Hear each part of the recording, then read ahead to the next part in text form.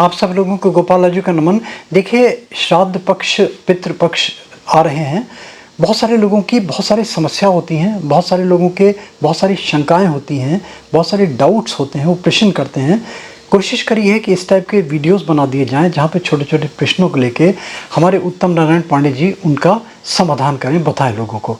और अगर मान लीजिए किसी का कोई अपना प्रश्न विशेष है, तो अभी तो चल रहे हैं हमारे पितृपक्ष, हमारे ये श्राद्ध चल रहे हैं, किसी की जिज्ञासा है तो प्लीज़ कमेंट में हमें बॉक्स में दे दें, तो प्रयास करें कि जो हम अगला वीडियो बनाएं उसमें हम वाले क्वेश्चंस आपके लें।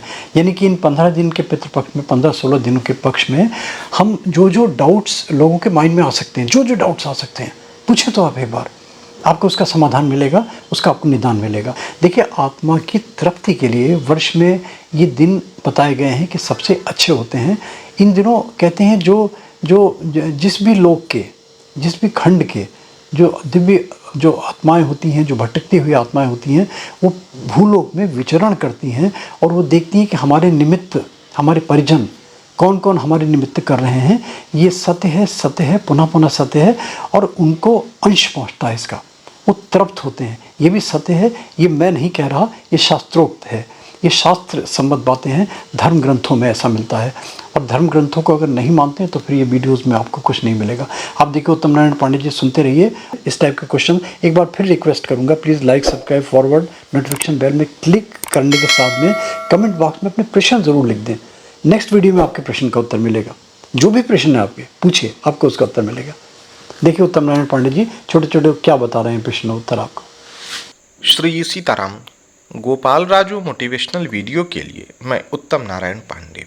पितृपक्ष, पितृ आदि से संबंधित प्रश्नों में एक प्रश्न पूछा गया है कि यदि किसी कन्या का विवाह नहीं हुआ है, यानी वो अविवाहित है, तो क्या उसको भी सूतक लगता है अगर घर में किसी की मृत्यु हो जाए?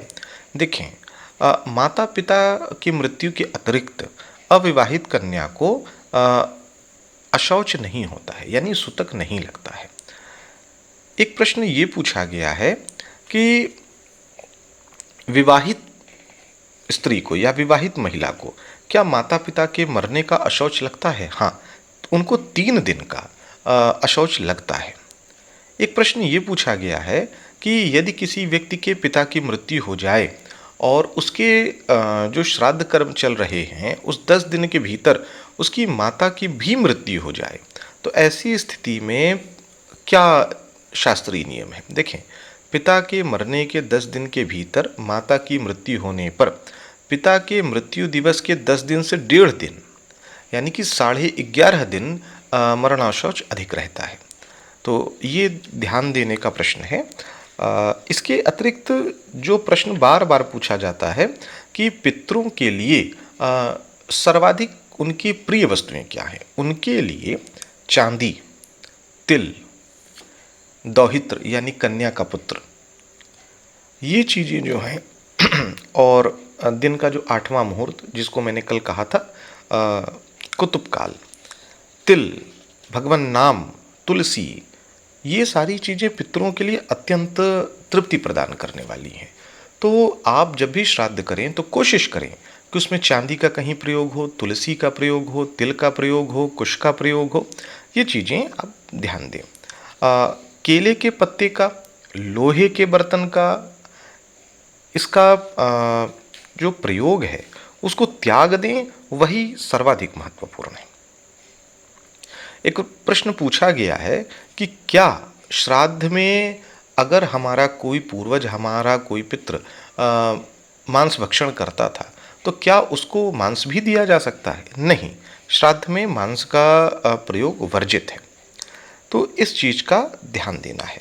और एक प्रश्न पूछा गया है कि हम अगर अपने पितरों की तृप्ति, सद्गति के निमित्त कुछ दान करना चाहें तो क्या दान कर सकते हैं? देखिए, 10 ऐसी मुख्य वस्तुएं हैं जो पितरों के सद्गति के निमित्त अगर दान दी जाएं तो विशेष प्रभाव होता है। पहला है गाय, दूसरा है भूमि, तीसरा है तिल, चौथा है सोना, 5वां है घी, छठा है कपड़ा यानी वस्त्र, 7वां है किसी भी प्रकार का अनाज, 8वां है गुड़, 9वां है चांदी और 10वीं है नमक। तो इन 10 वस्तुओं में ये महादान कहे जाते हैं। इन 10 वस्तुओं में से आप अपनी क्षमता, अपनी सुविधा के अनुसार ये पितरों के निमित्त इनमें से सारे या एक से अधिक, जैसी आपकी सुविधा हो वो आप दान कर सकते हैं। इससे पितरों को सद्गति प्राप्त होती है। एक प्रश्न पूछा गया है कि अगर किसी व्यक्ति का दाह संस्कार गंगा जी के किनारे किया जाए तो क्या उसके बाद भी उसकी अस्थियों के विसर्जन की आवश्यकता पड़ती है? नहीं। अगर गंगा जी के किनारे किसी का दाह संस्कार किया गया है तो तत्काल वहीं अस्थियों को गंगा में प्रवाहित करने की परंपरा है। अस्थि संचय की कोई आवश्यकता नहीं है। एक चर्चा का विषय है, मैं बता दूं। जैसे एक बड़ा महात्म्य है कि गंगा के तट पर अगर किसी की मृत्यु हो, उतना ही महत्व अगर 10 दिन के भीतर किसी शव का जो अस्थि है उसको गंगा में डाल दिया जाए तो उतना ही महत्व होता है। तो ये चीज़ें ध्यान देने की है। एक प्रश्न पूछा गया है, यदि किसी की मृत्यु पंचक के पूर्व हो जाए और लेकिन दाह कर्म पंचक में हो तो क्या नियम होगा? तो ऐसी स्थिति में शांति की आवश्यकता नहीं रहती, लेकिन पुत्तलों का जो विधान है वो किया जाता है। और इसके विपरीत अगर पंचक में कहीं मृत्यु हो गई हो और दाह भी पंचक के बाद हो तो केवल शांति कर्म होगी। और मृत्यु भी पंचक में हुई है, दाह भी पंचक में हो रहा है तो पुत्तल दाह और शांति कर्म दोनों किया जाएगा। पितृपक्ष से संबंधित या पितरों से संबंधित आपकी जो जिज्ञासाएं हैं उनके समाधान के लिए ये जो श्रृंखला प्रारंभ हुई है उसमें आप द्वारा पूछे गए महत्वपूर्ण प्रश्नों को आधार मान करके उनका शास्त्रीय प्रमाणों के साथ जो उत्तर है उसके संदर्भ में ये दूसरा वीडियो है। एक सज्जन ने पूछा है कि क्या गया श्राद्ध करने के बाद भी घर में पितृपक्ष में श्राद्ध तर्पण आदि करना चाहिए? देखें, बिल्कुल करना चाहिए। अगर आप गया में श्राद्ध कर चुके हैं उसके बाद भी जैसे पहले करते थे वैसे ही करते रहें, इसमें किसी तरीके की कोई कमी या कोई कोताही न बरतें।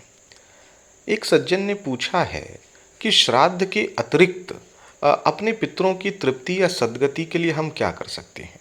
श्राद्ध के अतिरिक्त आप पीपल के वृक्ष पर मीठा जल अर्पित कर सकते हैं, ब्राह्मण भोजन करा सकते हैं, गाय को भोजन दे सकते हैं, श्रीमद् भगवद गीता के 7वें अध्याय का पाठ उनके नाम से उनके निमित्त संकल्प करके कर सकते हैं, भगवान नाम का जप कर सकते हैं, श्रीमद् भागवत का पाठ कर सकते हैं। ये सारे उपाय जो हैं ये श्राद्ध के अतिरिक्त भी पितरों की सद्गति के लिए बहुत अच्छा काम करते हैं। इसके अतिरिक्त एक सज्जन ने पूछा है कि यदि किसी व्यक्ति की मृत्यु 25 वर्ष पहले हो गई है तो क्या अभी भी उसका श्राद्ध कर सकते हैं? देखिए, यहाँ 25 वर्ष की कोई बात ही नहीं है, यहाँ तो कई 100 वर्षों तक के पितरों के श्राद्ध होते हैं। तो ऐसी स्थिति में समय की कोई बाध्यता नहीं है। आप अपने जाने अनजाने सभी पितरों की तृप्ति हेतु पितृपक्ष में बिल्कुल श्राद्ध करें। एक सज्जन ने पूछा है कि अगर हमें पितरों के मुख्य तिथि का ज्ञान नहीं है कि मेरे जो मुख्य पितर हैं या मेरे पिताजी हैं या मेरे मूल जो पुरुष हैं वो किस दिन स्वर्गवासी हो, तो ऐसी स्थिति में क्या करें? ऐसी स्थिति में जो सर्वपितृ अमावस्या है यानी जो अमावस्या आएगी उस दिन उनके नाम से श्राद्ध किया जा सकता है। सीताराम।